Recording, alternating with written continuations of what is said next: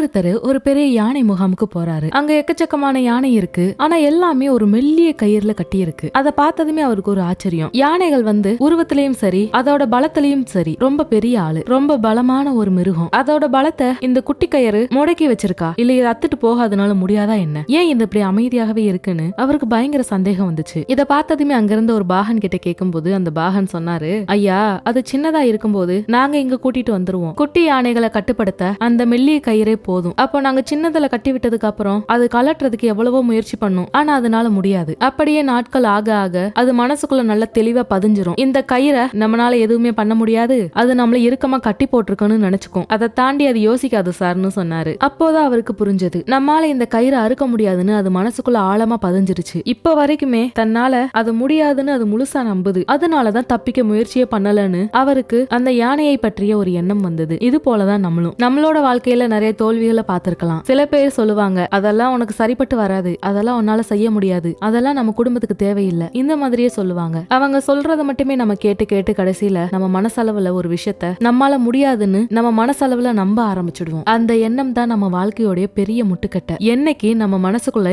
இருக்கிற பல முட்டுக்கட்டுகளை உடைச்சு வெளியில வர்றோமோ, இப்போ இருக்கிற பலத்தை காட்டுறோமோ, அப்போதான் நம்ம வாழ்க்கையும் முன்னேறும். இந்த கதை உங்களுக்கு பிடிச்சிருக்கும்னு நினைக்கிறேன். அப்படி பிடிச்சிருந்தா லைக் பண்ணுங்க, ஷேர் பண்ணுங்க, சப்ஸ்கிரைப் பண்ணுங்க.